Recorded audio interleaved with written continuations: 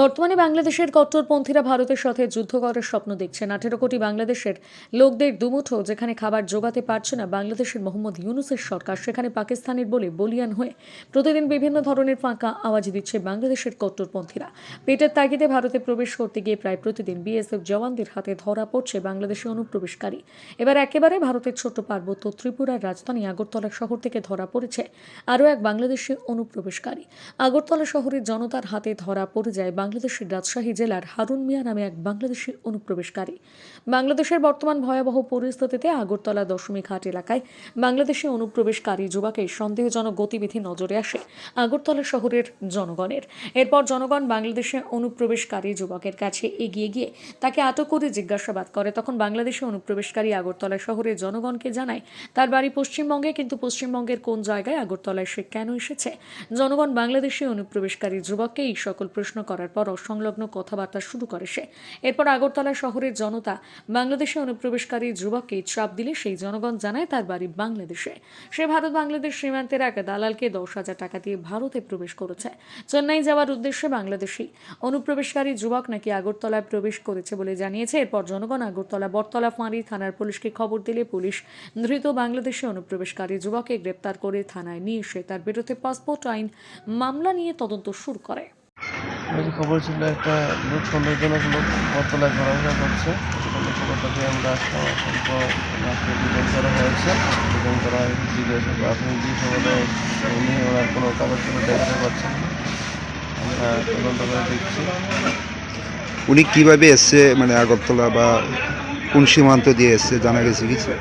কীভাবে ডিটেলস এতটা চিকিৎসা করতে পারেনি। এখন একটু কিছু লোক জিজ্ঞাসা করলাম নাম এমনিতে কোনো পাসপোর্ট বা বৈধ ডকুমেন্টস পাওয়া গেছে? প্রাথমিক জিজ্ঞাসাবাদে সে বলছে যে সে বাংলাদেশ নাগরিক, তো ওনার কাছে কোনো পাসপোর্ট এখন দেখাতে পারেনি। আমি তাদের সাথে জিজ্ঞাসা করেছি, ওনার কাছে কোনো আইডেন্টি কার্ড অথবা কার্ড নেই। কোথায় থেকে এসছো? বাংলাদেশ থেকে এসেছি। বাংলাদেশ। তো এই কোন সময় আইছো তুমি? সুন্দর সময় কাটাতার দিয়া মানে কিভাবে আইছো? কাটা তার দিয়ে আমাকে পার করে দিয়েছিল কে পার করে দিছে? ওই বাংলাদেশের লোক। আচ্ছা, কত টাকা নিছে তোমার থেকে? 10,500 টাকা। মানে ইন্ডিয়াতে ফসাই দেওয়ানের লিগা? জি।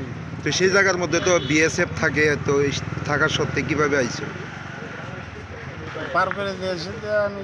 কাটাতারে নিচ দিয়ে আইছো নাকি দা? হ্যাঁ, কাটা তারে তো বিএসএফ থাকার সত্ত্বেও তুমি আইতে পারছো, কোনো অসুবিধা হয়েছে না? অসুবিধা হয়নি, তো কেউ দেখেনি। তো এই আগরতলার মানে কি কারণে আইছো? আগরতলাতে আমি চেন্নাই যাবো, ওই জন্য চেন্নাই রাজমিস্ত্রি কাজ করতে। কাজ করার জন্য। এই পাসপোর্ট আছে তোমার? জি না, পাসপোর্ট ছাড়া আইছো। বাংলাদেশ কোন জায়গাতে বাড়ি?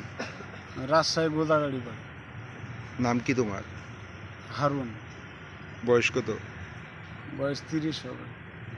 তুমি কি একাই আইছো না আর সঙ্গে আছে কেউ? আমি একাই আইছি।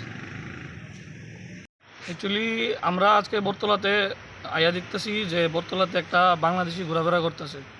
বাংলাদেশি এই চারিদিকে ঘোরাফেরা করতেছে, চারিদিকে ইয়ে করতেছে, মানে হে তো চিন্তাছে না নতুন একটা জায়গাতে আইছে। তো আইসেরা হে প্রথম কথা হে কলকাতার, তো হের কথার ভাবে আমরা বুঝছি যে হে কলকাতার না। যখন হেরে আমরা ভালো করে জিজ্ঞেস করলাম তখন হে কইছে হে বাংলাদেশি। হে তারা কাটার নিচে দিয়ে আইছে, তারা কাটার নিচে দিয়ে আইছে। তো আইসে আমি কিছু কী কারণে আইছো তুমি? হে কিছু কইতে পারতেছে না। হে একটু মানে হঠাৎ করে সেটা অন্য জায়গাতে নতুন জায়গাতে আই আছে, হতভম্ব হয়ে আছে এমন একটা ভাব। মানে হে নিশ্চয়ই কোনো একটা কুচক্র বা অন্য কিছু নিয়ে আইছে, কারণ হের চেহারা বা হের ভঙ্গিমা একটু অন্যরকম। হের ভঙ্গিমা কোনো প্রকারই ভালো না। তো সেই কারণে আমরা বটতলা থানাতেও ফোন করছি, বটতলা থানার পুলিশ আইতেছে, তো আমরা পুলিশের হাতে ধরে দাঁড়াই দেবো। কি মনে হয়, মানে সীমান্তে তো বিএসএফ এর পাহারা থাকে, সেইভাবে এখন তো বাংলাদেশের যেই অবস্থা, হিন্দুদের নিয়ে বা ভারতের নিয়ে যেই অবস্থা, তো ওইদিকে তো ভীষণভাবে পাহারা দেওয়া হয়েছে। সেই পাহাড়ের মধ্য দিয়া হে কিভাবে আইছে এটা তো সেই কইতে পারে। ওনাদের জিজ্ঞাসা করছে যে কিভাবে আইছে? হ্যাঁ, ওনারা জিজ্ঞাসা করছি, ওনারা কইছে যে তার কাটার নিচে দিয়ে আইছে, পার করে দিছে 10,500 টাকা নিচে, তার কাটার নিচে দিয়ে আইছে। উনি কি একাই না সঙ্গে কেউ আছে? উনি তো কইছে উনি একা, উনি তো আর কারোর নাম কইতেছে না। কিন্তু মনে তো হয় না একা আইছে, কারণ বাংলাদেশের তো সিচুয়েশন খুবই খারাপ। ভারত তারে বাংলাদেশ থেকে ভারতে পাঠাইছে, নিশ্চয়ই অন্য কোনো উদ্দেশ্যে পাঠানো হয়েছে।